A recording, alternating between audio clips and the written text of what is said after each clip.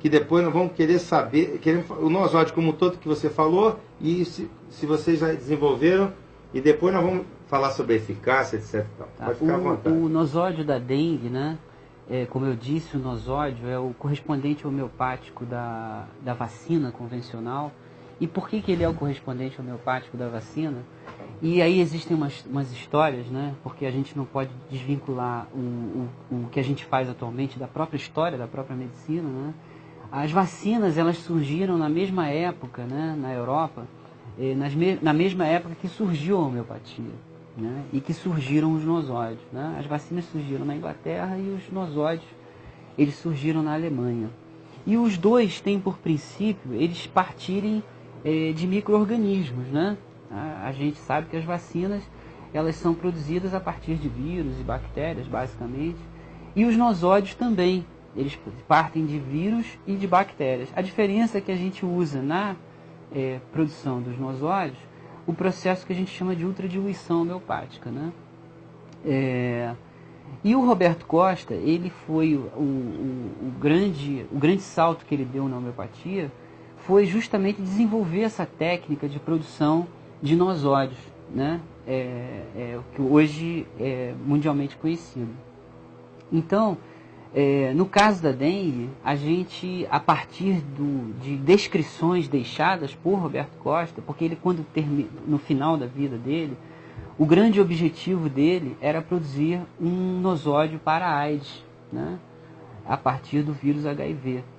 E ele se corresponde com diversas autoridades. Nós temos essas correspondências no Instituto, né? Dentre as quais o Herbert de Souza, o Betinho, com o objetivo de buscar as culturas de vírus, para ele poder ter acesso a essas culturas e desenvolver o nosóide da AIDS. Ele não conseguiu, e ele então desenvolve uma técnica para que ele conseguisse, a partir do sangue de soropositivos, fazer com que ele conseguisse o vírus a partir de sangue de pacientes contaminados, né? Então ele descreve essa técnica, deixa e depois ele vem a morrer. Então a gente, baseado na técnica, que é basicamente a gente fazer ultradiluições de pacientes que tenham portadores da doença, né? Com água destilada, para que a gente possa fazer com que os linfócitos se rompam e os vírus que são parasitas intracelulares, né? Eles possam ganhar, a gente consiga fazer homeopaticamente produzir um medicamento a partir desse caldo que a gente chama, né? Então, em resumo, basicamente é isso. Que a partir desse caldo de água destilada que foi extraído de sangue de doentes contaminados com a doença, a gente parte, é a nossa solução mãe de partida do medicamento. Aí a gente pode, uma pergunta que muita gente faz, né, e provavelmente você vai falar, e qual é a eficácia? Né? Como é que você prova, né? Então, como é que a gente... o Roberto Costa, na década de 80, no final da década de 80, ele fez um trabalho na Faculdade de Odontologia e Farmácia da Universidade de São Paulo, de Ribeirão Preto, onde ele, a partir de camundongos, ele pega camundongos e ele faz o nosóide do Trypanosoma cruzi. E ele infecta, esse grupo de São Paulo, infecta camundongos com a Trypanosoma cruzi com o objetivo de desenvolver a doença de Chagas. E eles imunizam antes um lote desses camundongos com os nosóides do Dr. Roberto Costa, preparados a partir do Trypanosoma cruzi. E no final, eles chegam à conclusão de que o lote de camundongos que foi imunizado com os nosóides não desenvolveu a doença. Esse trabalho foi reproduzido há 2 anos atrás numa dissertação, numa monografia de uma aluna de uma faculdade de farmácia, em laboratórios de trypanossomiase, com marcadores virais que são muito mais sofisticados do que na época do Roberto Costa, e os resultados foram o mesmo. Eles conseguiram uma proteção dos camundongos com o nosóide de em torno de 60%. Né? Então, esse trabalho, o próprio Roberto Costa dizia, o trabalho do Roberto Costa de Trypanosoma cruzi foi publicado na França, foi publicado no Brasil, nós temos todas essas publicações, e esse trabalho é o marco teórico nosso, dos nosóides. Depois disso, ele faz inúmeros outros trabalhos mostrando que os nosóides, eles têm um índice de proteção, né, de proteção contra as infecções, tanto no parasitismo intracelular como no extracelular, em torno de 60%. Né? E, curiosamente, em 1992, na cidade de Florianópolis, talvez eu não sei se você se recorde disso, existia um surto de meningite meningocócica. E naquela época, o governo não conseguiu, por razões administrativas ou políticas, eu não sei bem, ele não conseguiu importar as vacinas cubanas para fazer o bloqueio do foco. E aí começou aquele surto crescer e crianças morrerem, e recorreram ao professor Roberto Costa para ele fazer o que a gente chama do meningococcino, que é o nosóide produzido a partir do meningococo. E foram esses nosóides que resolveram o surto de Florianópolis e Joinville. Nós temos todas essas publicações no Instituto, reportagens em jornais, de circulação no estado de Santa Catarina, no município de Florianópolis, e que mostram, e esses resultados também publicados, foram publicados na Dinamarca, o resultado do trabalho com os nosóides.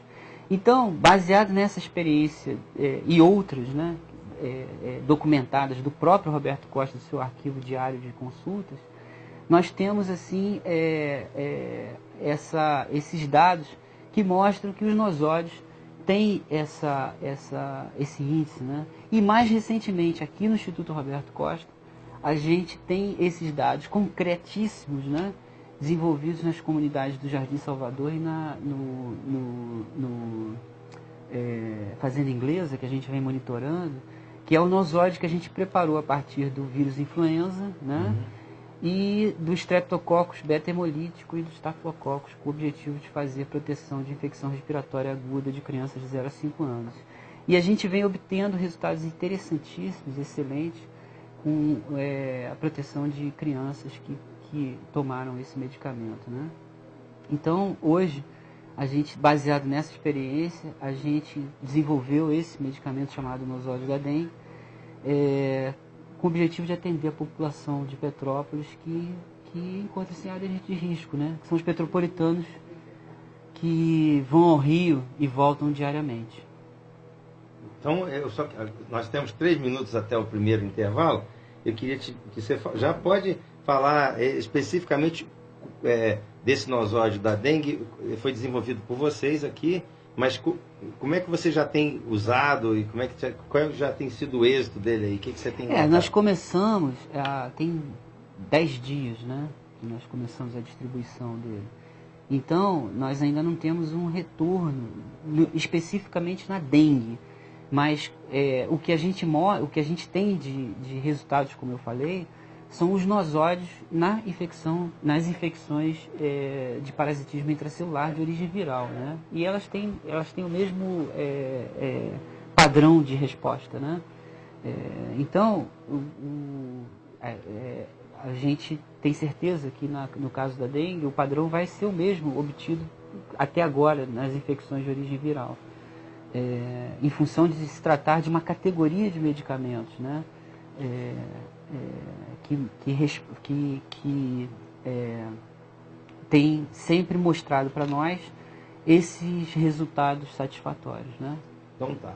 Doutor Carlos Lírio, hoje aqui no E Agora, Doutor, nós vamos a um pequeno intervalo e voltamos já e vamos fazer perguntas sobre esse nosóide e outros assuntos mais aí. Tá? Voltamos já, um instantinho só.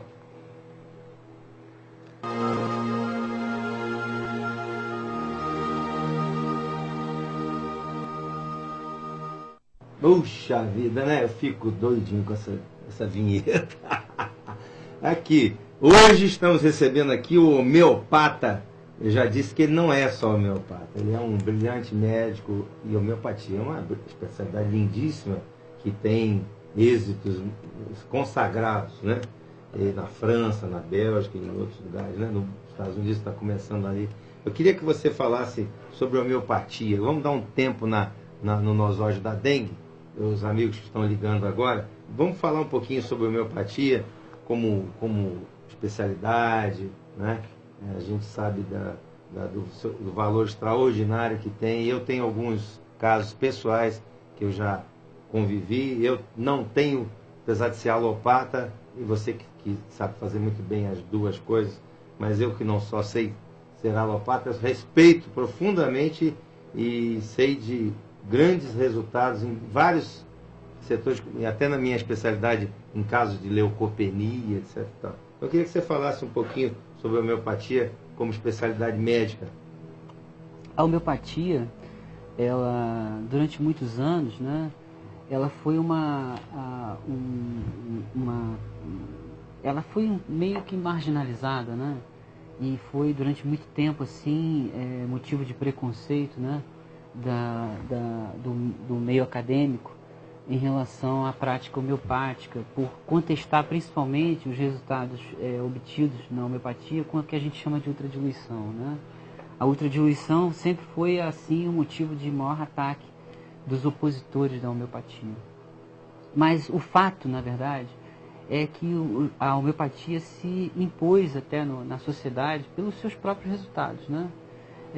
E muitas vezes os resultados conseguidos, e ela permanece viva há mais de 200 anos, somente por conta dos seus resultados, porque a gente sabe que nunca houve nenhum centavo, né, de investimento em propaganda de homeopatia, né?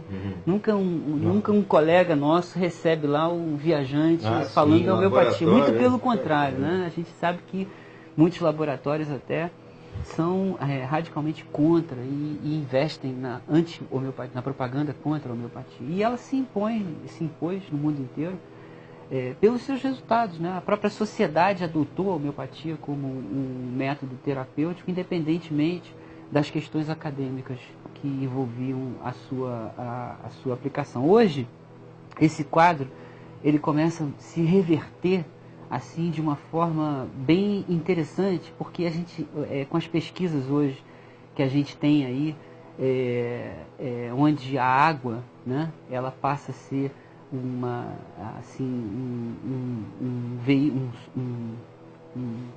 vedete, né, hoje da ciência. A ciência tem pesquisado a água como nunca. E a gente sabe hoje que a água, ela tem o que a gente chama de memória.